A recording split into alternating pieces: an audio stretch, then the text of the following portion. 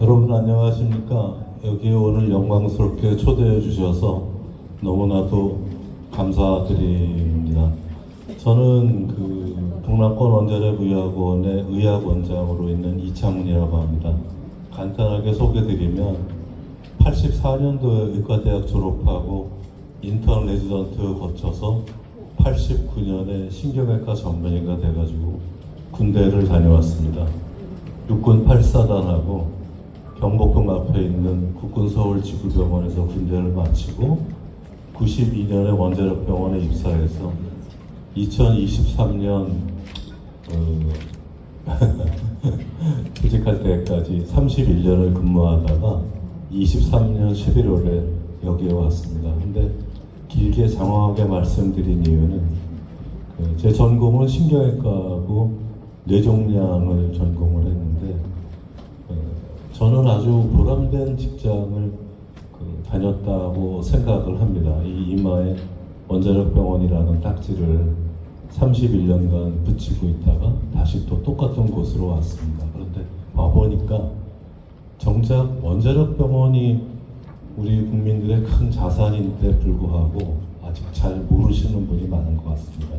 오늘 이번 기회에 간단하게 소개드리고 또 저희 역할에 대해서 같이 말씀을 드리겠습니다.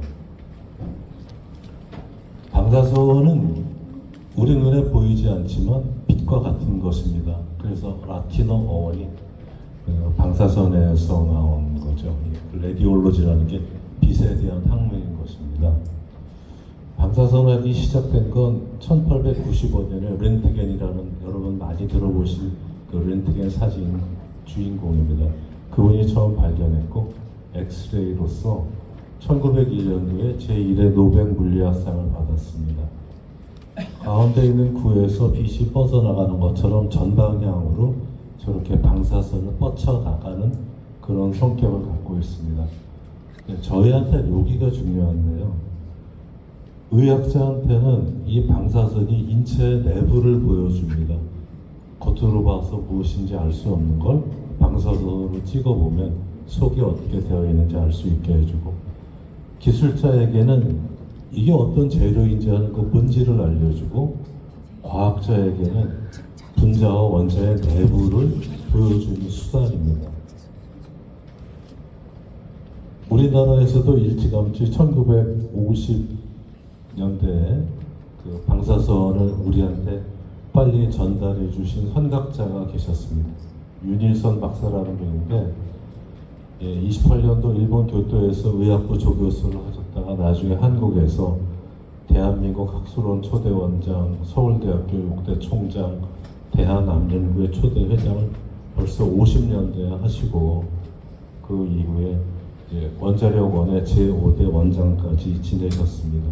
이분이 벌써 이때 50년대 지령 1만호 기념으로 원자력과 의학에 대해서 통찰을 해주신 게 있습니다.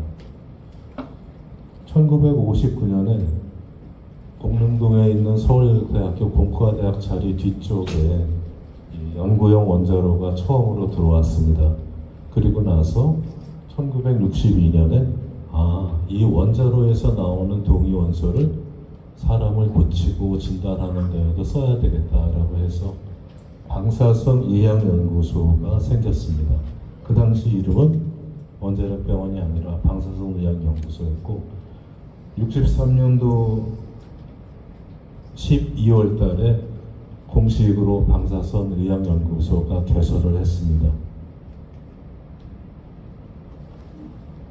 어떤 이유로 이게 시작됐다 하는 거에서는 이런저런 낭설이 많은데, 저희가 45년도에 해방되고 남북 분단이 이루어지면서 북에서 받아쓰던 전기가 자주 끊기고 그러던 일이 우리나라에 많았습니다. 생활도 잘 안 되고 공업을 일으키려면 전력이 꼭 필요하니까 어떻게 이걸 해결할 수 있을까 고민하던 분이 미국에서 오신 어느 박사님의 얘기를 듣고, 그 당시 이승만 대통령이 전국의 우수한 학생들을 뽑아서 미국으로 유학을 보냈습니다. 그 노인이 학생 하나하나 전국에서 올라오는 애들 손에 4,200불을 쥐어가지고 미국에 가서 공부하고 오라고 그랬다는 얘기를 들었습니다. 근데 아이고 죄송합니다. 저희가 63년 12월 달에 처음으로 우리나라에서 최초로 현대적인 방사선 치료기를 갖추게 됐습니다. 그건 코발트 60이라는 데서 나오는 감마선을 이용한 치료장인데 사진에 보이는 이렇게 생긴 겁니다. 그걸 이용해서 방사선 치료를 시작했는데 방사선 치료에 특별히 잘 듣는 암이 마침 그때 우리나라에 제일 많았습니다. 그건 너무나도 좋은 치료 결과가 나오니까 개원을 하고 얼마 안 돼서 전국에 소문이 났습니다. 야, 거기 광화문에 가면은 좋은 병원이 있다더라 해서 환자가 몰리기 시작했죠. 한 대 가지고는 감당할 수 없는 숫자의 인원들이 서울로 광화문에 있는 원자력 병원으로 들어오셨습니다. 그때는 방사선 의학연구소죠. 그러다가 68년도 초에 한 대로는 도저히 안 되니까 두 번째 코발트 치료기를 샀습니다. 근데 이 코발트 치료기를 산 돈이 마침 대일 청구권 자금이었습니다. 여기 임랑에 23년 11월에 내려와서 보니까 포철에 박태준 회장님 생가가 그 임랑 입구에 있는데 포철이야말로 대일 청구권 자금을 제대로 활용한 우리 민족의 자산 아닙니까? 그러니까 저희가 이게 이런 인연이 있나 강한 연대감을 느꼈습니다. 68년도에 또 이렇게 코발트가 들어와서 아주 굉장히 많은 치료 효과를 거두고 치료만 한 게 아니라 그 당시에 동위원소를 이용해서 64년도에 뇌암을 조기 진단하고 또 방사선 의학연구소에 동위원소를 어떻게 의학적으로 이용하나 이렇게 많은 사람들을 모아서 전국적으로 보급을 하는 데 힘을 썼습니다. 근데 사실 치료기까지는 돈 주고 샀다 또는 그 투자 청구권 자금을 이용했다라고 말하기가 쉬운데 이제 요 대목쯤 가면은 이 원자력 병원이 국민 암병원이다라는 생각을 합니다. 그 가장 큰 사건이 히로시마하고 나가사키에 일본이 원자폭탄이 떨어져서 항복을 한 건데 그 당시에 우리 교포들이 거기 많이 사셨습니다. 63년도에 병원이 의학연구소가 생기고 64년도에 이미 방사선 의학연구소에서 일본에 가서 이렇게 피폭 환자 실태 조사를 먼저 시작을 했습니다. 그러다가 65년에 잘 아시다시피 한일 기본 조약이 체결이 되고 그때 돼서야 의미 있는 서베이 어떤 분들이 환자이신지 어떤 상태인지 치료해 드릴 때는 어디 없는지 그게 원자력 병원이 그 당시부터 시작한 일입니다. 그러니까 이미 돈이 없을 때에도 그때 우리나라 1년에 GDP가 100불 간신히 넘었을 텐데 그때 이미 동포들과 또 생기기 시작한 거죠. 그러다가 저희가 원자력의학원에서 노란 버스의 기적이라는 거를 이름으로 이걸 부르는데 그 당시에 자궁암이 너무 많으셨어요, 우리나라에. 그게 어느 정도로 많았냐 하면 68년도에 조사를 해보니까 부인암이 전체 악성 종양의 24% 정도가 부인암이시고 전체 여성암의 약 반이 조금 안 되는 숫자가 자궁암이었습니다. 그래서 방사선 의학연구소가 주도를 해서 69년도에 최초로 전국 규모의 암 검진 사업을 했습니다. 무슨 암이냐? 자궁경부암 검사를 한 겁니다. 그때 한 대에 2만 불씩 주고 검진버스 6대를 대일 청구권 자금으로 구입을 해서 서울대학교, 경북대학교, 전남대학교가 69년도에 1차로 먼저 방방곡곡에 이 차를 타고 검진을 가는 겁니다. 그리고 그 다음 해에는 부산대학교와 충남대학에서 참여를 해가지고 거의 전국에서 검진 사업을 했습니다. 그랬더니 5,000명이 조금 안 되는 숫자를 검진을 했더니 그 중에 3.몇 %가 자궁암을 갖고 계셨어요, 여성분들이. 발견돼서 진도가 많이 진행이 된 사람, 이런 사람들이 서울까지 와서 원자력 병원에서 방사선 치료를 받고 내려갔습니다. 일제시대 때는 이거 걸리면 다 돌아가셨는데 저 새 방사선 치료기가 오면서 돌아가실 줄 알았던 분들이 살아오는 일들이 생긴 겁니다. 근데 그 병원의 이름을 몰라요. 병원 이름이 너무 어려운 거예요. 여기 보면은 검진차 밑에 원자력 연구소, 뭐 방사선 의학 연구소 이런 게 써 있는 겁니다. 그러니까 그건 잘 기억 안 나고 버스가 노란색이니까 노란 버스. 그 다음에 그 사람들이 치료를 원자력으로 한대. 이놈들을 때린 그 원자탄으로 한대. 그러면서 원자력 병원이 됐습니다. 그게 저희 이력입니다. 73년도에 이제 이름이 정식으로 원자력 병원으로 바뀌었습니다. 지금 여기서 세 번째로 들여온 코발트 치료기 79년도 때 하시는 분이 유성렬 선생님이라고 부산 분이세요. 이분이 원자력 병원에서 방사선 종양 치료를 오랫동안 하셨습니다. 저하고도 한 30년 같이 계셨습니다. 이외에 다 열거하면은 너무 많잖아요. 여기 이제 사이클로트론이라고 동위원소를 만드는 방사성 동위원소를 만드는 기계. 그걸로 만든 국내 최초의 의료용 방사성 동위원소. 또 진단에 쓰이는 PET를 그 안에 있는 동위원소를 저희가 만든 걸로 사용하고 다른 병원에도 공급하고 이런 일들을 저희는 쭉 해왔습니다. 요거는 제가 직접 개입된 건데 사이버 나이프라고 감마 나이프가 머리만 방사선 수술하는 거라면 이 사이버 나이프는 온몸에 있는 게 다 돼서 심지어 발뒤꿈치에 있는 것도 한 적이 있습니다. 그렇게 방사선을 특화한 이 치료가 저희한테는 소중한 아이템이었고 이제 세 번째로 이게 우리 병원이 국민암병원이다 싶은 게 이 같은 2002년도에 9월 달에 방사선 비상진료센터라는 걸 저희가 만들었습니다. 여기는 방사선은 아까 말씀드린 것처럼 눈에 보이지 않는 빛인데 내가 방사선을 얼마나 쪼였나를 알려면 빠찌같이 필름을 붙이고 다니거든요. 그걸 재봐야 알지만 그것만으로는 그 빠찌 없이 노출됐던 사람은 알 수가 없잖아요. 그러니까 생체에서 그걸 측정할 수 있는 기술을 2002년부터 한 2010년 때까지 8, 9년을 열심히 해서 그 기술을 셋업을 해놨습니다. 그리고 미국, 러시아, 일본, 프랑스, 중국 이쪽의 제도를 다 검토해서 어떻게 해야 방사선 재난에 우리가 잘 대비할까를 준비를 했는데 이게 사람 일이 이상한 게 2011년도 3월 달에 일본 후쿠시마의 원전 방사능 누출 사고가 터졌습니다. 그래서 그때 사고가 터지자마자 비상진료센터답게 이름이 벌써 비상진료 아닙니까? 비상으로 비상체계를 만들어서 24시간 콜센터를 몇 달 동안 전 국민 대상으로 했습니다. 수만 통 전달을 받았다고 합니다. 이 방사능 비상체계가 컨트롤 타워를 제대로 갖고 있다는 걸 국민들한테 증명을 한 거고 세금으로 만들어진 이 기관이 재구실을 해서 우리나라를 지킬 수 있었다 그렇게 생각을 합니다.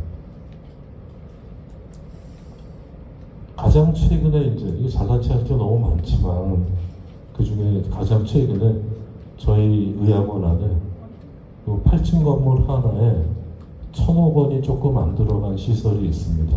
이게 국가 방사성 동위원소 신약센터라는 건데 동위원소를 이용한 신약을 만드는 곳입니다. 지금 전 세계적으로 방사능 약품 치료제가 아주 각광을 받고 있는데 그 중에 제일 아쉬운 약이 여기에 나와 있는 악티늄 225번입니다. 이거는 루테늄이라는 약이 루타테라나 플루이트라는 걸로 전립선암을 치료하는 동위원소입니다. 전립선암을 찾아가는 항체에다가 이 동위원소를 붙이면 몸 안에 들어가서 그 전립선 암세포에 가서 전립선 암만 죽입니다. 그런데 이 루테늄은 베타선이라는 걸 내고 그거보다 한 수 위에 알파선을 내는 약이 이 악피늄이고, 이 악피늄을 우리나라에서 최초로 원자력 의학원이 지금 약품 허가를 보건복지부에서 받았습니다. 아마 연말쯤이면은 생산 개시가 되지 않을까라고 생각을 합니다.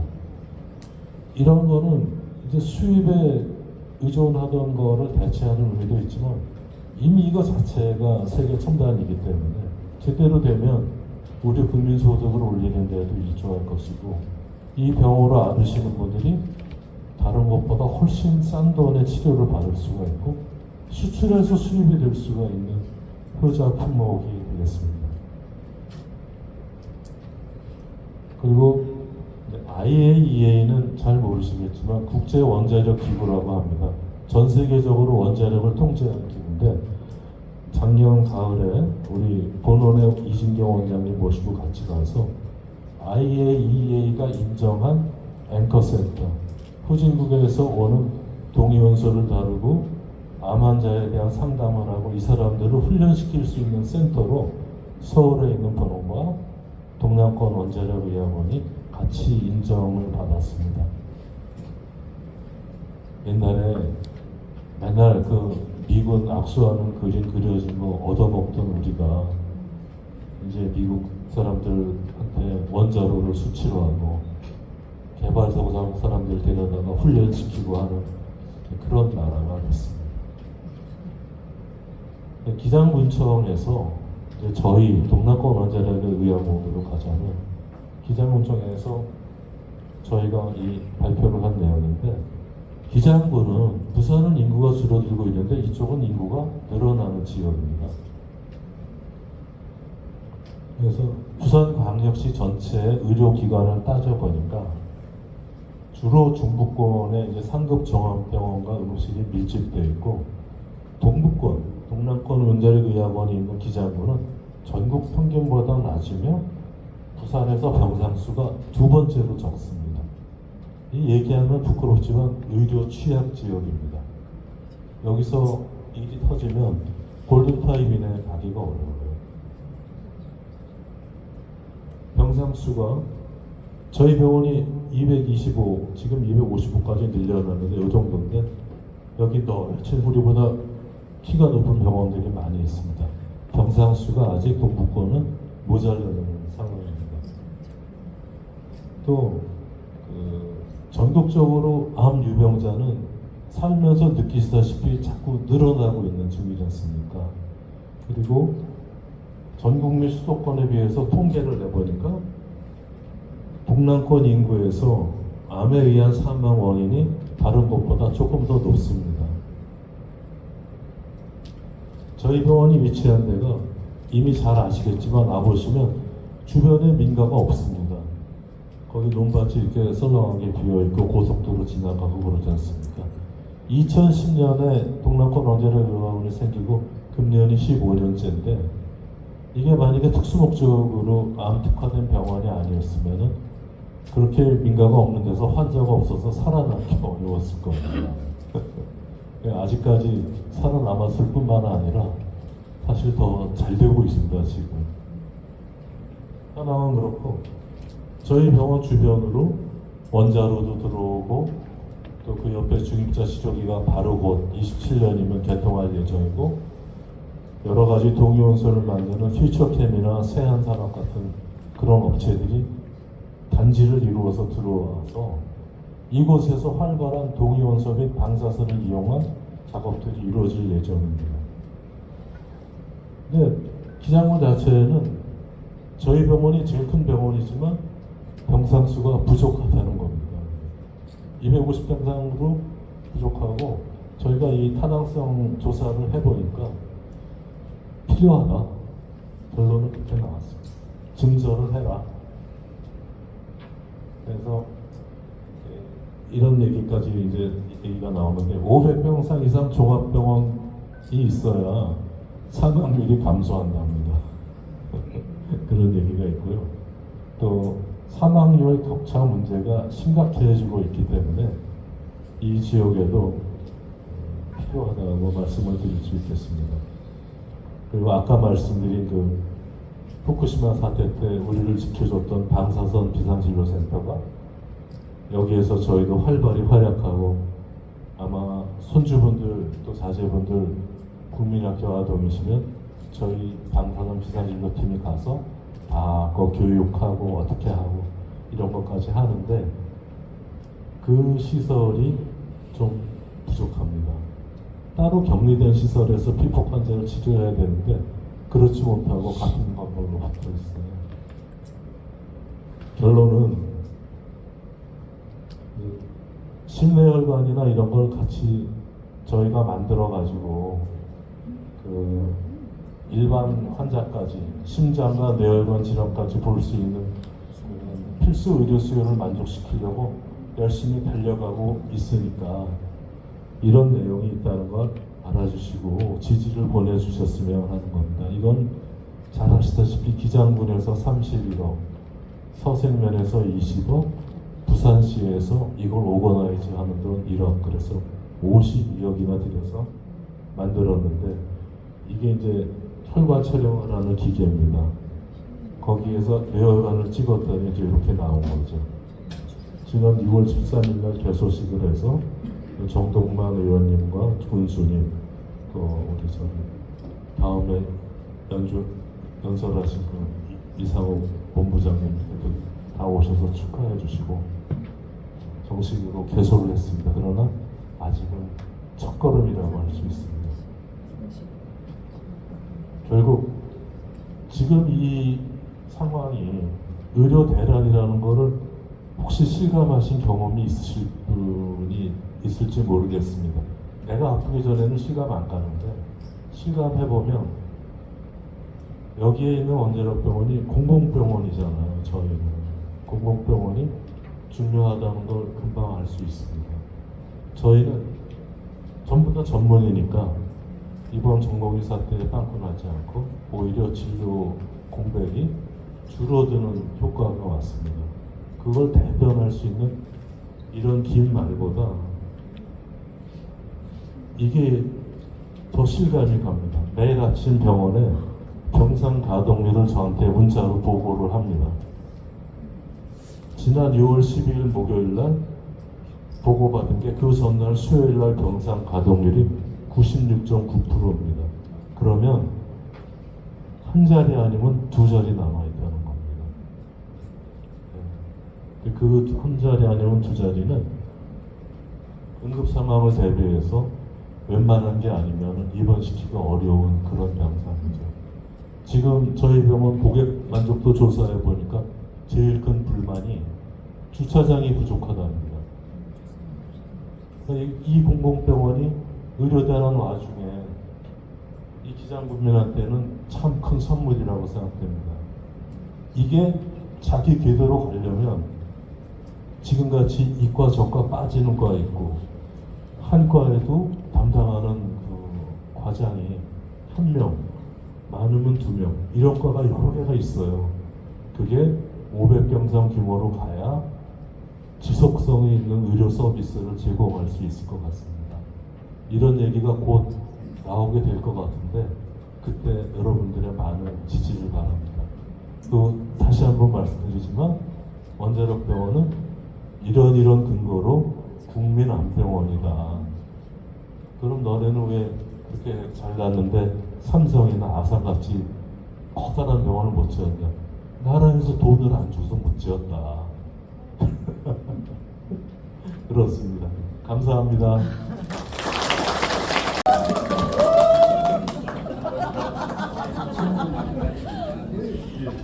제가 제대로 나오는 거죠?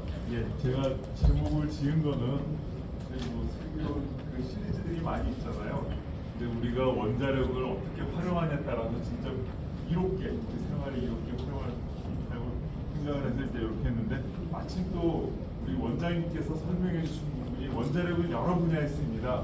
의료계, 산업계, 저희처럼 이제 발전 쪽으로 쓰는 것이고요.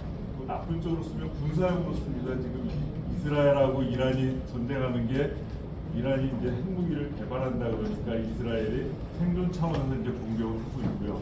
지금도 아직도 계속 서로 이제 공격을 주고받고 있는 상황입니다.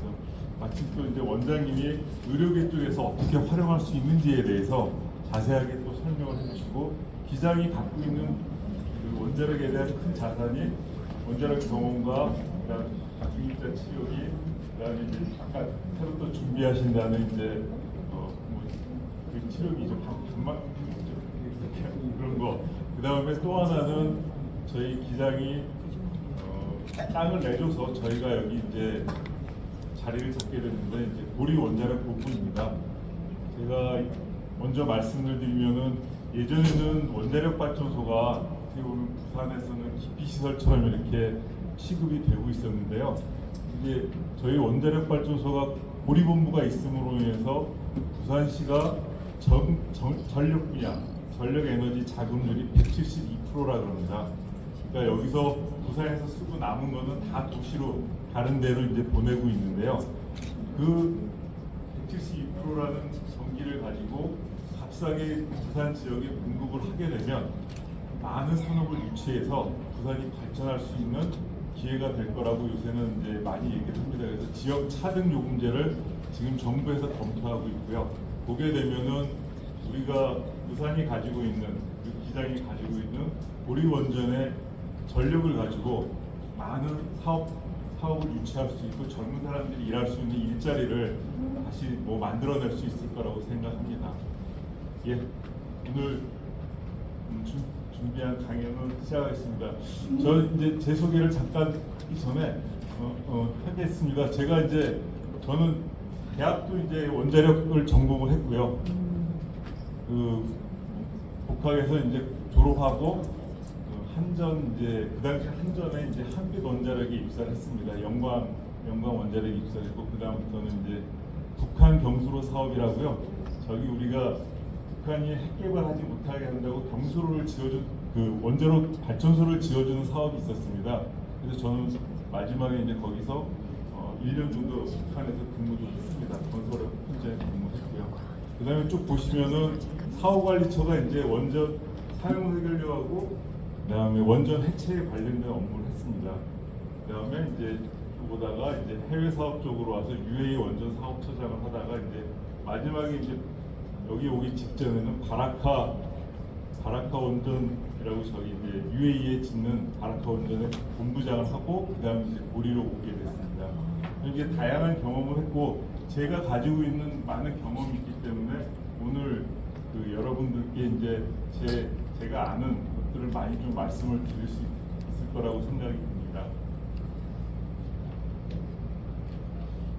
오늘의 주제는 원래는 이제 제가 요청받기로는 사용 해결료가 요새 제일 핫한 이슈가 되니까 사용 해결료 문제에 대해서 좀 얘기를 해달라 그랬는데 그거를 이제 이어가기 전에 사용 해결료가 나올 수밖에 없게 되는 거에 대해서 그럼 왜 다시 원자력을 쓸 수밖에 없는가? 사용 해결료가 나오면은 하지 말아야 될 건데 그래도 우리가 원자력을 할 수밖에 없는 이유에 대해서 간단하게 설명을 드리고 요새 세계적인 추세가 그 후쿠시마 사고라는 큰 사고가 있었음에도 불구하고 일본도 그 사고의 당사국인 일본에서도 다시 원자력을 지금 시작하고 있습니다. 지금 그동안 정지했던 원자력 발전소를 다시 다 재가동을 하고 있습니다. 그런 이유에 대해서 지금 세계적인 어떤 흐름에 대해서 말씀을 드리고 유럽에서도 탈원전을 선언했던 나라들이 계속 또 다시 원자력 발전소를 건설을 하고 있습니다. 그리고 이제 미국이나 그런 데서 왜 다시 원자력을 할 수밖에 없는지 전력 생산으로 그거를 간단하게 먼저 설명을 드리고 그렇게 우리가 활용을 하고 난 다음에 남은 보존이 폐기물 그러니까 사용 후 해결료를 어떻게 관리하게 되는지 이거를 좀 말씀드리겠습니다. 이 원자력을 하게 되는 가장 큰 이유는요 탄소 중립에 있습니다. 여러분들이 지금 기후 변화에 대한 것들을 많이 얘기를 하는데 우리 인류가 산업혁명 이후에 계속 화석연료를 쓴 것이 원인이라는 것은 다 밝혀졌습니다. 아니라는 그런 사람도 있는데 지금 거의 그거는 과학적으로 그게 우리가 이산화탄소를 많이 배출하기 때문에 지금의 어떤 기후 변화가 생겨서 기장 앞바다도 뜨거워지고 태풍도 커지고 그런 이제 기상 이변들이 계속 일어나게 된다고 지금 얘기를 하고 있고요. 그래서 우리 국제적으로 해서 기후 문제를 해결하기 위해서 여러 가지 이제 협약들을 맺고 하게 됐습니다. 그래서 탄소 배출권에 대한 세금도 물리겠다 그러고 뭐 여러 가지 제도를 만들어서 탄소 없는 세계를 만들려고 지금 모든 전 세계가 지금 노력을 하고 있습니다. 그런데 이제 그 EU에서는 유럽에서 이게 제일 먼저 시작을 했고요. 유럽에서 제일 먼저 시작을 했는데 유럽에서는 결론이 난 게 원전이 재생에너지보다 탄소 중립에 있어서는 더 친환경적이라고 이제 발표를 했습니다. 그래서 그 이유가 되는 거는 원전이 온실가스 배출이 원전이 태양광보다 더 적다 그럽니다. 왜 그런지를 좀 따져봤더니 태양광은 만들어질 때 그 채굴부터 시작해서 그 제조 과정에 있어서 이산화탄소를 계속 발생을 시킨다 그럽니다. 그래서 지금 원전이 오히려 더 그 부분이 작기 때문에 이산화탄소 발생량이 더 적다고 이렇게 얘기를 하고요. 그리고 토지 점유율이 있습니다. 원자력 발전소 부지 정도에 나오는 전력을 만들기 위해서는 태양광은 그거의 100배의 부지가 필요한 걸로 지금 조사가 되어 있습니다. 그래서 그런 것들을 생각할 때 나무를 그러니까 녹지를 보존할 수 있는 방법이 또 원전이라고 이제 유럽에서는 판단을 해가지고 유럽에서는 요 EU 텍소노미라는 것을 만들어서 분류 체계를 만들어서 원자력도 그 신재생에 준해서 똑같은 금융적인 혜택을 줄 수 있도록 이렇게 지금 정의를 내렸습니다. 이제 그걸 다시 하면은 이제 저희가 1000메가와트급이면은 저희가 보리본부에 있는 그 신고리 125기가 1000메가와트급 원전이거든요. 그걸 하는데 1년 그 연간 필요한 게 저희는 우라늄 같은 경우는 약 20톤 정도의 우라늄이 필요합니다. 다발로 따지면 한 2톤이니까 50다발에서 60다발 정도의 해결료가 이제 필요를 하는데 이거는 이제 LNG로 따지면 110만 톤의 LNG가 필요하고요. 석유는 150만 톤, 석탄은 220만 톤의 석탄이 필요합니다. 그 양이 일단 무게로만 봐도 물론 우라늄이 좀 무겁긴 하지만은 양을 봐도 엄청나게 많이 나고요. 아까 말씀드린 대로 CO2 배출량은 석탄의 거의 뭐 한 1% 정도가 되는 거고요. 태양광의 5분의 1 정도의 이산화탄소를 배출하게 됐습니다. 그리고 아까 말씀드린 대로 필요한 땅 부지에 대해서는 우리 보리 원자력 발전소 우리 선발에 이제 그 신고리 125기가 있는데 그게 한 기가 한 9만 평 정도 땅을 차지하고 있습니다. 근데 이제 태양광을 하면 그거의 120배인 1000만 평 정도. 그다음에 풍력은 요거보다도 더 간격을 넓게 세워야 되기 때문에 4,800만 평 정도의 땅이 필요합니다. 그래서 이제 이렇게 부지도 작은 부지에서 밀집된 에너지를 생산할 수 있기 때문에 원자력의 어떤 기술적인 효용성이 여기서 이제 나타내준다고 볼 수 있습니다. 근데 요새 계속 나오는 게 이제 아리백이라는 용어가 아마 신문에서 자주 보실 겁니다. 이게 리뉴어블 에너지 100%란 뜻입니다. 아리백이라는 게 저런 기후 그룹이라고요. 영국에 있는 환경단체, 민간 환경단체 그룹에서 이제 만들어 놓은 제도입니다. 그래서 저기 가입을 선언을 하면은 나는 친환경 기업이라고 이제 선언을 하고 여기 보시는 것처럼 그 탄소 배출을 안 한 신재생으로 만들어진 제품만을 구입하겠다. 이제 그런 식으로 이제 만들어 놓은 약속입니다. 자발적인 약속이 되는 거고요. 그래서 이제 여기서는 이제 재생에너지만 해당합니다. 태양광, 풍력, 지열, 수소, 그 다음에 바이오매스. 바이오매스는 나뭇잎 같은 거 태우는, 우드치 태우는 거고요. 그래서 이제 이런 것들을 검증해서 그 자격증을 계속 유지를 시켜주는 제도입니다. 그리고 이제 또 하나는 저기 말한 24 7 CFE라는 건데 이건 유엔에서 만들어진 어떤 제도인데요. 아니 왜 원자력을 포함을 안 하냐? 어떻게든 이산화탄소만 줄이면 되는 거지. 재원에 대해서는 이제 어떤 걸 사용하든지 이산화탄소를 좀 줄이자 그런 측면에서 이제 저런 제도를 유엔에서 21년도에 만들었고요. 그걸 받아서 CF100이라는 또 제도가 생겼습니다. 이거는 어떻게 하더라도 그냥 탄소만 배출하지 않게 그렇게 한다는 이 제도입니다.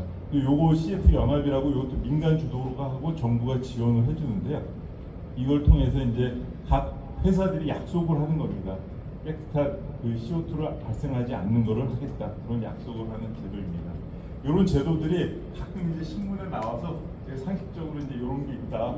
그러니까 우리 그 전에 이제 그 윤석열 정부에서는 이제 CF100을 밀었고요. 그다음에 지금 새로운 이제 이재명 정부에서는 이제 RE100을 다시 또 이제 RE100을 또 강조하고 있습니다.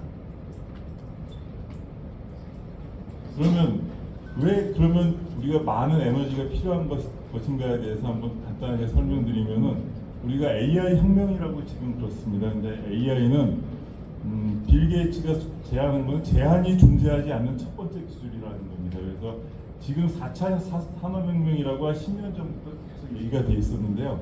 그 안에 보면은 IoT니까 사물 인터넷이라 그러고, 그다음에 클라우드, 로봇, 5G 통신 이런 것들을 다 4차 산업혁명을 구성하는 기술인데 그 중에서 AI도 하나였는데 AI가 갑자기 너무 발전을 해서 모든 것과 연결이 되어 있습니다. 그래서 지금 AI가 없는 건 아무것도 없습니다. 지금 우리가 세탁기를 사도 AI 세탁기가 따로 나오고 그 에어컨을 사도 AI 다 들어있고 자동차도 AI가 다 들어있습니다. 그래서 AI 없이는 지금 많은 산업 활동을 할 수가 없습니다. 근데 그 AI는 여러 가지 이제 부가가치를 창출하는데 제조업에도 그렇고 금융에도 들어가 있고, 그다음에 바이오 헬스에도 들어가 있고, 물류, 에너지, 교육에도 다 사용되게 되어 있습니다. 그럼 이 AI가 어떤 식으로 구성이 되냐면은 다 에너지입니다, 에너지.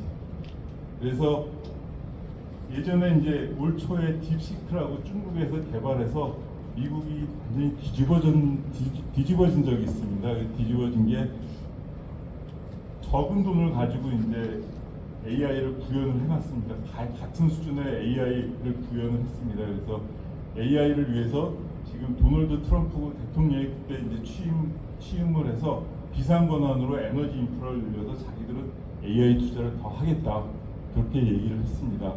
그래서 이제 AI는 우리나라는 조금 좀 약하긴 한데 미국, 중국, EU에서 보면은 우리나라는 지금 27년까지 약 10조 원을 투자한다고 돼 있는데 미국은 25년까지 벌써 933조 원이 투자가 되어 있는 겁니다. 그러니까 우리 선진국에서 훨씬 더 많은 걸 하고요. 단지 이제 요번에 신정부가 들어와서 100조를 투자하겠다 그럽니다. AI 없이는 우리가 다음 세대, 우리 밑에 세대한테 잘 사는 나라를 물려줄 수 없다는 절박감이 거기 이제 들어있는 겁니다. AI 시대에 왜 전기가 많이 필요하냐면 우리가 네이버나 구글에 한번 간단하게 물어보는 것보다 우리가 제일 흔한 AI 우리가 앱이 뭐냐면 챗 GPT거든요. 거기 쓰면은 9.7배를 더 많이 쓴다 그럽니다. 검색할 때 똑같은 걸 검색을 해도 9.7배의 에너지를 소모하게 되어 있습니다. 그거는 AI는 자기가 추론을 해서 우리가 원하는 답을 만들어주기 때문에 이렇게 많은 에너지를 쓰게 되고요. AI로 쓰는 전기는 35년에 최대 1719 테라와트 아워라고요. 요거는 현재 우리나라 전력 전체로 쓰는 전력의 3배 정도 되는 규모입니다. 물론 이제 상황별로 다른데 최대 그 정도 그 전력을 소모하게 된다, 전 세계적으로.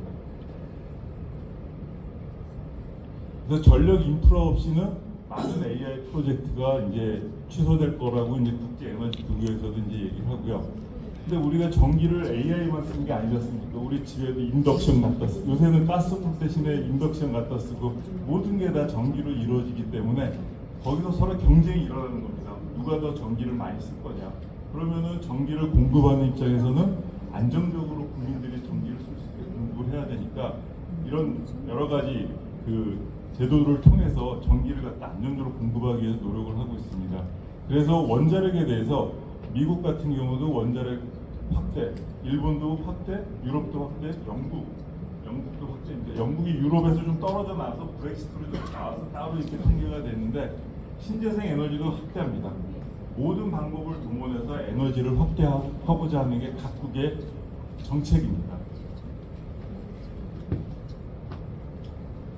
그래서 중국 같은 경우는 지금 35년까지 지금 우리를 따지면 서해고 중국의 동해죠. 우리 이제 황해 쪽으로 그 해안선을 따라서 150개의 원전을 갖다 건설할 계획을 갖고 있습니다. 그러면 지금 현재 건설 중인 게 한 100기 정도까지 되니까 지금보다 훨씬 더 많은 원전을 이제 건설하게 되고요. 그래도 중국 전체 전력 수요의 10%밖에 안 된다고 합니다. 150기를 지어도. 그러니까 중국이 어마무시하게 전기를 많이 쓰는 거죠. 그러니까 우리보다도 훨씬 더 많은 산업 개발이 이루어지기 때문에 이렇게 지금 중국이 계획을 하고 있습니다. 근데 미국 같은 경우는 지금 원전이 한 100기 정도가 있습니다. 93기가 돌아가고 있는데 이거를 400기, 그러니까 지금 있는 거에 3배를 더 늘리겠다, 4배를 더 늘리겠다고 지금 그러고 있습니다. 트럼프가. 그래서 우리 잘 아시는 두산 에너빌리티 주식이 확 오른 게 미국은 지금 원전 기자재를 생산할 수 있는 설비가 없습니다. 설계는 해도 생산은 지금까지 다 두산에서 생산을 해서 다 공급을 했거든요. 그래서 두산 에너지가 지금 그 말 나온 다음에 거의 2배로 오른 것 같습니다. 2만 몇천 원에서 5만 원대로 오른 것 같습니다. 근데 이게 시작인 것 같습니다. 실제로 아직 주문도 안 들어왔는데 2배로 올랐고요. 뭐 기대치가 들어와서 그렇겠죠. 그래서 지금 두산이 아주 유력해진 게 미국에서 그렇다고 중국이나 러시아산을 쓸 수가 없으니까 일본은 우리보다 비싸고, 그러니까 결국에는 한국 메이드 인 코리아 제품을 사용할 수밖에 없고, 실제로도 두산이 미국에 최근에 지어진 원전 2기의 모든 기자재는 두산이 공급했습니다. 그 중국에 지어진 것도 미국이 지어준 건 다 두산이 공급했습니다. 참고로 하시기 바랍니다. 그다음에 이제 또 하나는 그런 이제 원전을 하는데 빅테크 기업이라고 있습니다. 뭐 우리가 흔히 아는 뭐 아마존부터 시작을 해서 여러 가지 오픈 AI 그다음에 페이스북 그런 빅테크 기업이 있는데, 빅테크 기업은 지금 데이터 센터 전력 확보를 위해서 원전하고 계속 이제 접촉을 해서 원전을 구입을 하든지 원전을 새로 지으려고 하고 있습니다. 그래서 지금 특히 이제 마이크로소프트 같은 데는 이미 정지한 원전을 가지고 그거를 되살려서 전기를 공급해달라고 20년간 전력 구매 계약을 체결을 했습니다. 그러니까 이미 죽은 원전인데 다시 살려서 그걸 가지고 활용해서 전기를 달라는 거죠. 그만큼 안정적이고 대규모의 전력을 공급할 수 있는 전력원은, 그리고 탄소가 안 나오는, 이산화탄소가 안 나오는 거는 원전밖에 없기 때문에 각 나라에서 원전에 대해서 이렇게 관심을 갖게 돼 있습니다.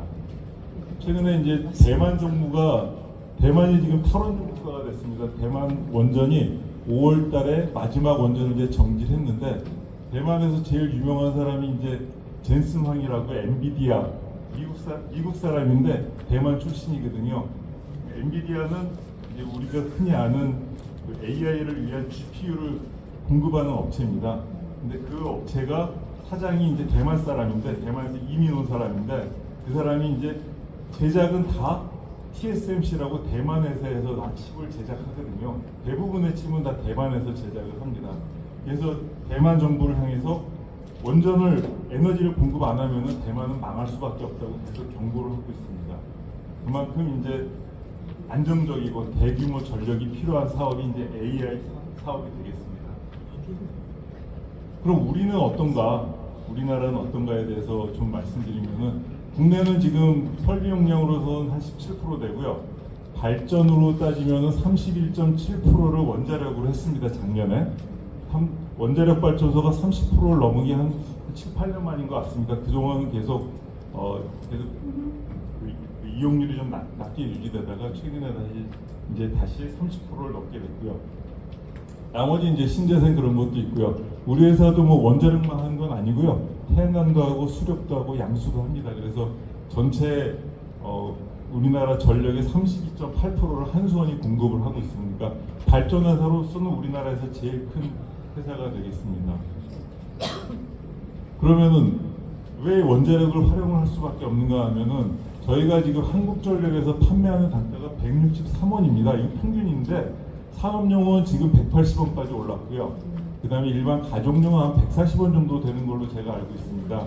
이렇게 되는데 평균 잡으면 이제 163원 정도가 되는데 163원보다 싼 것은 이제 원자력, 태양광, 석탄이 이제 원가보다 낮게 공급을 하는 거고요.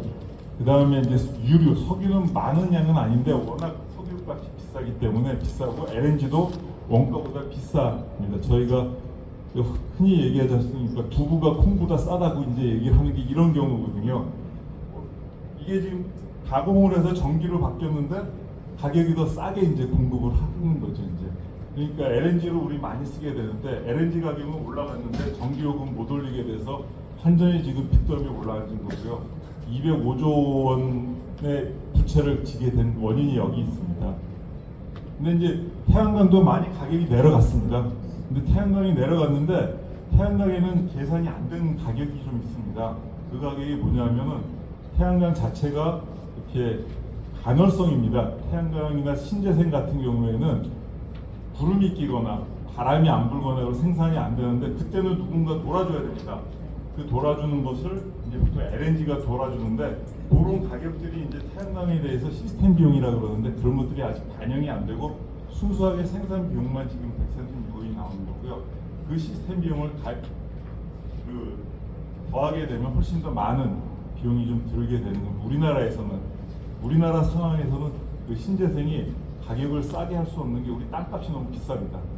땅이 비싸기 때문에 모든 가격이 올라갈 수밖에 없습니다. 많은 땅을 쓰면 비용이 올라가는 구조고 그 다음에 일조량도 그렇게 많지 않고요. 바람도 우리 세지 않습니다. 살기 좋은 곳이라 바람이 그렇게 센 바람이 없습니다.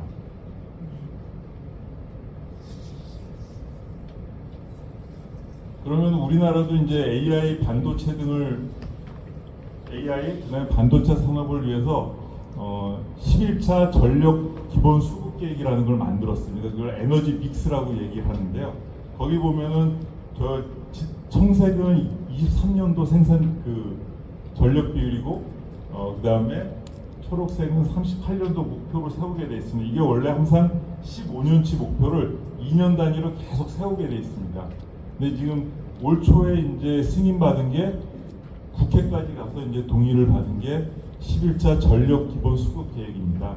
여기 따르면 원전은 38년까지 35%, 지금 현재 30% 정도였는데 35%. 근데 신재생은 지금 9% 정도 된 거를 3배 정도 늘려서 33%까지 올라가게끔 이렇게 지금 계획을 세웠고요. 지금 현재는 없지만은 수소 암모니아를 태워서 하는 거는 한 6% 정도 돼서 그 무탄소 전력을 계속 늘리는 걸 계획을 세웠습니다. 그래서 이런 계획을 통해서 탄소 중립에도 이제 그 부합되고 그다음에 에너지도 공급할 수 있는 그런 계획을 저희가 세웠고요. 요거는 이제 정부에서 세우는 거라서 새로운 정권이 들어오면 2년마다 갱신될 때 내년에 어떤 계획이 나올지는 좀 기다려 봐야 될 것 같습니다. 근데 지금 현 정부도 계속 합리적인 에너지 믹스를 강조하기 때문에 원전을 계속 활용하지 않을까 이제 그렇게 생각하고 있습니다. 그럼 여기서 이제 우리 한수원의 역할은 뭐냐면은 아까 말씀드린 11차 전력 수급 기본 계획에 따르면은 거기는 대형 원전 2개가 포함이 되어 있고요. 그 다음에 SMR이라고 이제 최신형 원전이 들어가 있습니다. 2,800MW, 그 다음에 SMR은 680MW는 고리 2호기랑 같은 사이즈입니다. 전력량으로. 그리고 그 다음에 지금 10개의 계속 운전이 이 계획 안에 반영이 되어 있습니다. 그래서 고리 2, 3, 4호기 계속 운전하고 그 다음에 월성에 3개 호기, 한빛에 2개 호기, 한울에 2개 호기 10개의 계속 운전이 이번 계획에 반영이 되어 있습니다. 전 세계적으로 계속 운전은 기간이 종료된 원전의 91%가 계속 운전을 다 했습니다. 그러니까 세계적으로 다 계속 운전을 가지고 있는 자산을 항상 그 끝까지 운영을 하게 돼 있습니다. 그래서 우리가 계속 운전은 저는 설명할 때 우리 자동차 사면은 5년 동안은 검사 없이 타지만은 5년 지나면은 2년마다 검사해서 안전검사해서 계속 탈 수 있게 이제 하듯이 계속 운전도 원전을 40년을 운영을 하고 10년마다 검사를 해서 이제 계속 연장을 해주는 거거든요. 라이센스를 그렇게 돼 있고요. 그 다음에 원전을 사용하면 필연적으로 발생하는 사용 해결료를 정부 정책에 따라 부지 내에서 안전하게 관리할 계획을 수립하고 있습니다. 이제 정부가 법으로 정한 게 2050년까지 중간 저장 시설을 운영을 하겠다고 지금 법에 나와 있고요. 그다음에 최종 처분장을 2060년까지 하게 됐습니다. 최종 처분장을 선정하는 게 상당히 복잡합니다. 그래서 부지를 확정짓는 데까지 13년을 계획을 잡았습니다. 올해부터 시작해도 13년 있다가 부지가 이제 확정이 되게 되어 있습니다. 우리 환경단체에서는 계속 이제 얘기하는 게 원자력 발전소는 화장실 없는 맨션이라고 얘기하는데, 이런 계획을 통해서 원전 내에 건식 저장 시설을 만들게 되고 화장실이 만들어지는 거고요. 정부가 최종 처분장을 만들게 되면은 우리로 따지면 하수 종말 처리장이 이제 생성이 되게 되는 거죠. 그런 계획이 지금 여야가 합의해서 올 봄에 다 법을 만들었습니다. 그거는 좀 이따가 다시 설명을 해드리겠습니다. 이렇게 제가 쭉 원전을 왜 해야 되는지 말씀을 드렸고요. 그러면은 원전을 쓰긴 써야 되는데, 이게 원전의 가장 큰 딜레마는 사용 해결료라는 게 나옵니다. 그게 도대체 어떤 건지 좀 간단하게 좀 설명을 드리겠습니다. 사용 해결료는 원자력 발전소의 연료가 다 타고 난 뒤에 인출된, 이제 더 이상은 이제 원자력 발전소에서 쓸 수 없는 그런 연료를 사용 해결료라고 합니다. 그래서 거기서는 이제 방사선과 열이 발생합니다. 그래서 이제 법적으로는 현재 법상으로는 사용 해결료가 나왔다 그래도 그 연료를 폐기한다고 결정하기 전까지는 해결료 물질로 간주가 되고요. 폐기한다고 결정은 지금까지 한 번도 나온 적이 없습니다. 근데 지금 원자력 진흥위원회에서 아마 우리가 처분장이 결정이 되면은 그때는 이제 폐기한다고 결정이 나오게 되고, 그러면 이제 폐기물로 이제 관리가 될 예정입니다. 이게 법에 나와 있는 법률적 정의입니다. 그 다음에 이제 기술적 정의로서는 방사능 농도와 열 발생률이 어느 정도 이상 되는 걸 얘기하는데, 숫자로 나왔는데 알파선을 방출한다 그러고 4,100베크렐 이상이고, 열 발생량이 킬로와트 아워 퍼 입방미터거든요. 이게 어느 정도냐면 우리 조그만 빨간색 열선 있죠, 열선 있는 게 보통 2킬로와트 정도의 열선을 가지고 이제 우리 난방기로 쓰는 거잖아요. 그 정도 이상의 열이 나오는 것들을 다 이제 고준위 폐기물이라고 이렇게 정의를 합니다. 그래서 사용 해결료만이 유일하게 고준위 폐기물이 됩니다. 저희 사용 해결료입니다. 종류가 우리나라에서 쓰는 세 종류가 있는데요. 하나는 저 웨스팅하우스형이라 그래서 저 왼쪽에 있는 제일 왼쪽에 있는 그림은 우리 고리본부하고 예전에 이제 한빛 126이 한올 126에 사용하는 연료고요. 그 다음에 표준형 원전이라고 그 이후에 지어진 원전에서는 다 저 표준형 연료를 씁니다. 요거는 이제 APR 1400까지 최신형까지 다 쓰게 되고요. 약간은 사이즈는 좀 다르지만 내용물은 대동소이합니다. 단지 이제 중수로는 저렇게 조그맣게 생겼습니다. 한 50cm 정도 되는 거고요. 요거는 하루에 10다발, 12다발 정도를 계속 교체하면서 운영을 합니다. 이거는 천연 우라늄이기 때문에 농축을 안 한 우라늄입니다. 그 다음에 저희가 우라늄이 어떻게 되어 있냐면은 신연료가 이제 경수로 연료만 이제 말씀드리면은 우라늄이라는 금속은 자연계에 존재하는 가장 무거운 원소입니다. 이 우라늄이 보통 우라늄 238, 우라늄 235라는 그 숫자로 얘기하는데 저 각각이 이제 질량이 되는 겁니다. 그래서 한 분자의 질량이 한 원자의 질량이 238, 235의 어떤 질량을 원자 단위를 갖게 되는 거고요. 우리 자연 상태에서는 0.7%만 우라늄 235가 있고 나머지는 다 우라늄 238입니다. 같은 우라늄을 구해도요. 그거를 저희가 농축을 해서 우라늄 235가 한 4% 정도, 5% 미만으로 농축을 해서 연료로 사용하고 있습니다. 근데 이제 이 우라늄 235가 이 원자로에 들어가서 이제 에너지를 뿜게 되면은 저렇게 많이 바뀝니다. 우라늄도 생기고 요오드나 테크네슘 같은 어떤 그 관광기 핵종으로 바뀌기도 하고요. 열이 많이 나는 세슘 스트론튬이 열이 많이 납니다. 이런 걸로 바뀌게 되고 나머지는 이제 단 감량제로 금방 없어지는 또 입니다. 그다음에 제일 이제 고독성이 플루토늄입니다. 플루토늄은 저게 한 10만 년입니다. 반감기. 그러니까 이제 저게 10번을 반감기를 지나야 이제 자연 상태로 돌아간다고 보통 얘기를 하는데 100만 년이 지나야 이제 자연 상태로 돌아갈 수 있는 그런 고독성 이제 물질이고 저 플루토늄은 또 여러분 아시는 핵무기의 원료가 되기도 합니다.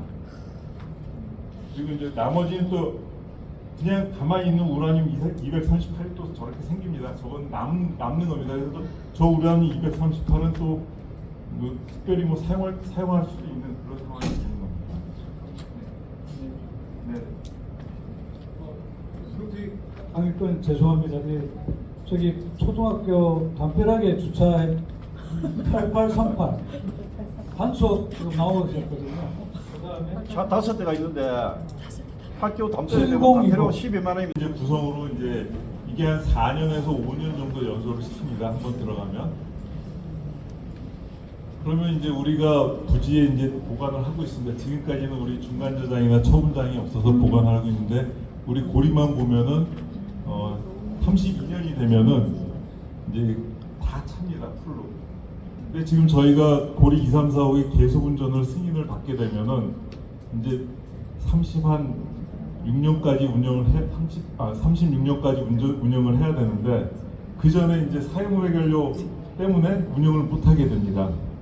상황이 이제 그렇게 돼서 보고 때문에 저희가 이제 부지 내 건식 저장 시설에 대해서 지금 검토를 하고 있습니다. 저기 서울 같은 데는 저기는 새로 발전소를 짓기 때문에 66년까지 사용 해결료가 충분히 보관할 장소가 있는 거고요. 그래서 사용 해결료는 어떻게 관리를 하냐면은 발전소에서 처음에 나오게 돼서 원전에 저장해서 습식하고 임시로 저장하는 건식 저장까지는 우리 한수원이 관리를 하고요. 중간 저장부터 영구 처분까지 가는 거는 다 원자력 환경 분간이라고 지금 경주에 본사가 있는 그러니까 예전에 우리가 중저준이 폐기물 하면서 이제 만들어진 그 기관에서 관리를 하게 돼 있습니다. 그래서 이 그림은 저거는 이제 중수로에 대한 건데요. 한 5년 이상 냉각을 시킵니다. 그래서 그 물속입니다. 저 파랗게 보이는 건 다 물속이고요. 그거는 이제 중수로 연료를 관리하고 중수로는 5년을 물속에 놔뒀다가 그 다음에 꺼내서 저런 사일로나 아니면은 저 보관하는 맥스터로 설비로 다 옮겨서 관리를 합니다. 이미 건식 저장을 저희가 30년 이상 운영했기 때문에 충분히 안전하게 운영하고 있습니다. 여러 가지 저장 방식이 있는데 습식 저장이 있고 건식 저장이 있고 용기도 금속 용기, 콘크리트 용기 이건 뭐 기술적인 거라서 이런 여러 가지를 지금까지 다 각 나라에서 하는데 중요한 거는 어느 걸 해도 다 안전하다는 겁니다. 그래서 이제 저희가 개발한 거는 계획하고 이제 고리 쪽이나 이쪽에 사용하려고 개발한 거는 저렇게 수직 모듈형 경수로 사용 해결료라고 해가지고요. 저런 건물이 아니고 사람이 들어갈 수 있는 건 아니고 연료를 집어넣고 위에 두꺼운 뚜껑으로 밀봉덮개 한 요 스타일입니다. 요게 이제 우리가 중수로 연료를 할 때 저장할 때 쓰는 맥스타하고 비슷한 건데 이름은 이제 코스모스라고 저희가 특허 출원해서 개발을 한 겁니다. 그러니까 요 사용 연료를 가지고 캐니스터라는 데 담아서 저장 실린더에 넣어서 저 콘크리트 박스 안에 넣는 겁니다. 2중, 3중으로 해가지고 보관을 하게 되어 있습니다. 그래서 이거는 이제 위치에 따라서 뭐 미국 그다음에 유럽 이런 스타일에 따라서 여러 가지 이제 종류가 있는 자료를 보셔도 뭐 중요한 건 아닌 것 같고요. 다른 나라들이 어떻게 하는지 한번 보시면은 이거는 이제 산 오노프리라고 저기 샌디에고 쪽에 있는 원자력 발전소인데 그냥 바닷가 옆에다 저렇게 쭉 원통으로 세워놓습니다. 그냥 저 안에다 사용 해결료가 들어있고요. 미국도 최종 처분장을 아직 못 구해가지고 저렇게 발전소 내에서 이렇게 보관을 하고 있습니다. 미국은 뭐 위에 건물도 안 만들고 저렇게 저기 콜롬비아 콜롬비아 원전에서도 저렇게 이제 보관을 하고 있고요. 메인에서도 그렇게 하고 저렇게 이제 해체한 그 스페인에서도 저렇게 그 하나의 그 독립된 건물 없이 노출된 형식으로 이렇게 보관해 놓고 있습니다. 그 다음에 해외에서는 이제 저렇게 실내에 보관하는 것도 있는데 일본에서는 저렇게 실내에서 보관하고 슬로베니아도 저렇게 건물 안에다가 따로 보관을 합니다. 독일도 그렇고 스위스가 이제 저렇게 건물 안에 따로 보관을 하고 있습니다. 건물 밖에 놓든 건물 안에 놓든 그거는 이제 그 나라에서 이제 선택한 방법에 따라 차이가 있습니다. 근데 저희 월성 같은 경우에는 저렇게 건물 저 캐니스터라는 거는 사일로거든요. 사일로 이렇게 놓고 그다음에 맥스터라고 이제 조밀 저장렉으로 해서 저렇게 보관을 벌써 30년째 운영하고 있습니다. 아마 여러분들 중에도 한번 월성 가시면 저거 한번 보고 오신 분들이 많이 계실 걸로 제가 생각하고 있습니다. 그러면 저 그 시설이 방사선이 얼마나 나올까 이렇게 우리가 계속 측정을 하는데요. 자연 방사선 수준입니다. 저는 뭐 가까이 가서 보면은 겨울에 가면 약간 따뜻한 걸 느낄 정도로 손대면은 그 정도 열이 좀 나오고 있고요. 우리 자연 방사선 수준으로 관리되고 있습니다. 네, 얼마나 안전한지는 지금 후쿠시마 사고, 요게 후쿠시마 원전에 있던 사용물에 걸려 벌집 저장 시설인데요. 저게 이제 지진이 일어난 다음에도 다른 건 다 부서졌는데 저 그 연료 있는 거는 다 무사히 그대로 남아 있었으니 연료도 손상이 없었고요. 그래서 연료 이후에도 다 안전하게 그 9.0 지진을 겪으면서도 안전하게 연료를 보관할 수 있다는 그런 또 사례가 될 수 있습니다. 저거는 연료를 집어넣고 보통은 헬륨 가스로 꽉 채워놓습니다. 근데 누설이 돼도 파악할 수 있게. 그런데 그 헬륨도 누설이 안 됐다고 그렇게 이제 결론이 났습니다. 이제 지금까지 그러면 쭉 해서 각 정부마다 계속 바뀌어 왔습니다. 지금. 그래서 지금 이제 상당한 시간을 본 뒤에서 잠깐 그래프를 보여드리겠습니다. 그럼 각 나라의 정책은 어떤가? 우리나라뿐만 아니고 각 나라의 정책은 미국은 직접 처분하기로 했는데 아직 장소를 정하지 못했습니다. 그래서 부지 내에서 아까 사진에 보여드린 것처럼 하고요. 핀란드하고 스웨덴은 직접 처분을 하는데 이거를 처분장을 만들었습니다. 핀란드는 거의 한 20-30년에 걸쳐서 지역 주민과 협의해가지고 영구 처분장을 만들었습니다. 그래서 25년 올해부터 운영을 하는 거고요. 스웨덴도 유사하게 이제 만들어가지고 35년부터 이제 운영을 할 계획이고, 독일은 지금 아직 최종 처분장을 부지를 선정하지 못했습니다. 그래서 지금은 부지 내에서 원칙 저장 시설로 운영을 하고 있습니다.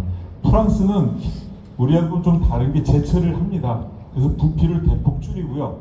그 부피를 줄인 걸 가지고 직접 처분하는 건데 지금 중간 저장을 하고 있고요. 그 다음에 장소를 구하고 있습니다.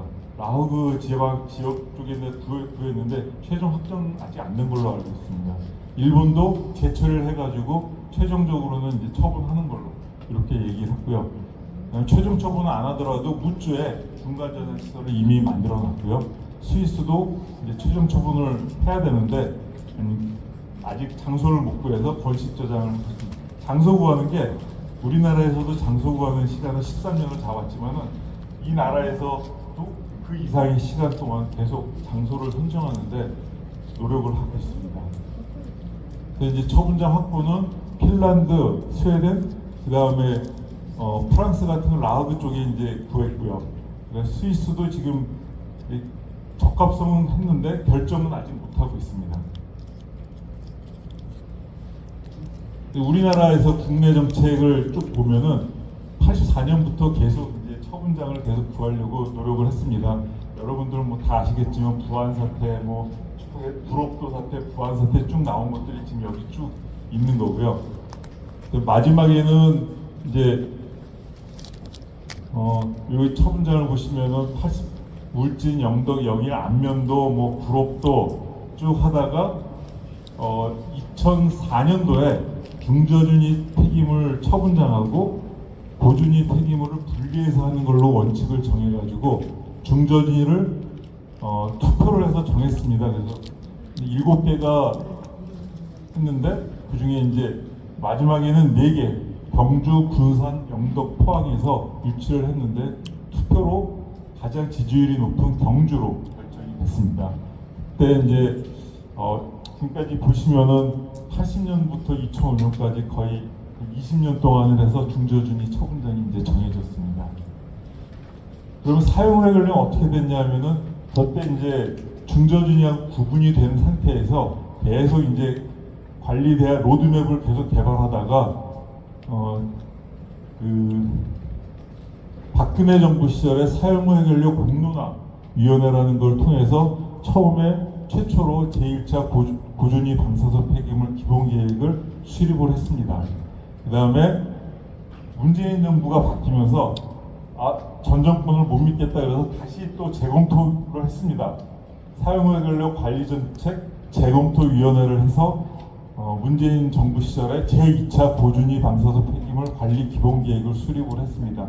요걸 기반으로 해서 지금 고준위 방사선 폐기물 관리 특별법이 제정이 됐습니다. 이게 올해 2월 27일 날 국회에서 통과했고요. 요거를 통과하게 되면은 가장 중요한 거는 이게 지금까지 20년, 30년 동안 고생을 한 여러 가지 논란들을 정리를 해서 체계적으로 관리할 수 있는 위원회를 구성을 하고 법적, 제도적 기반을 만들었다는 큰 이의가 있습니다.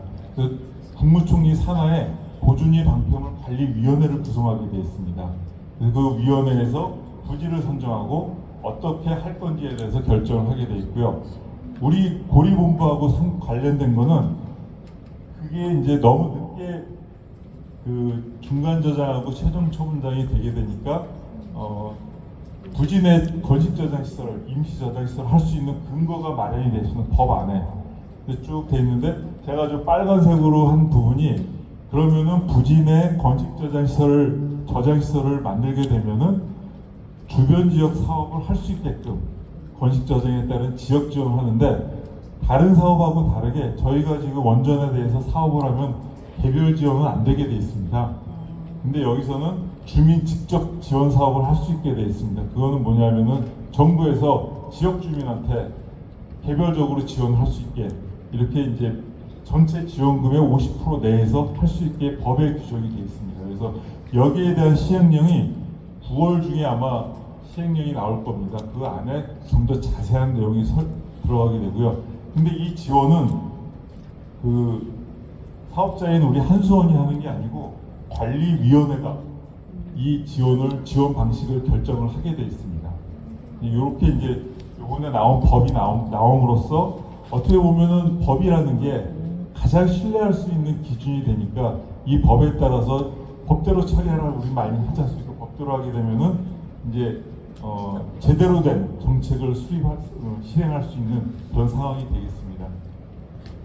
그래서 전체적인 사용 해결료 관리 정책의 일정을 보시게 되면은 지금 현재 25년인데 저 밑에 보면 영구용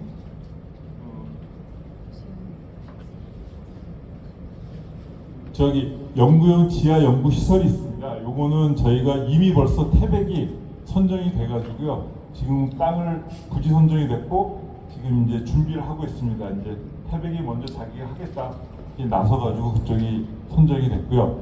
그거 외에 이제 부지 선정만 해서 38년 그러니까 지금부터 13년 동안 부지 선정을 하게 돼 있고요. 부지 선정이 되면은 이제 부지 내에서 지하 처분 시설을 또 연구를 하게 돼 있습니다. 그걸 하고 그 과정에 이제 중간 저장 지상에다가 중간 저장 시설을 짓고 그게 연구가 끝나게 되면 최종 처분장을 짓는 이런 일정으로 구성이 되어 있습니다. 제가 이제 시간이 없다 그래서 빨리 진행을 했는데 그냥 거의 마지막인 것 같습니다. 예. 그래서 이렇게 이제 사용 해결료 관리 정책이 우리나라에서 확정이 됐다는 것 자체가 상당히 저희가 우리 원자력을 하는 입장에서는 계속 화장실 없는 맹생이라는 얘기를 들었는데 지금은 이제 화장실이 만들어지는 거니까 더 안전하고 안정적으로 운영을 할 수 있는 기반이 좀 조성이 됐습니다.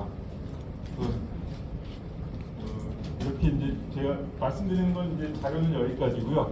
혹시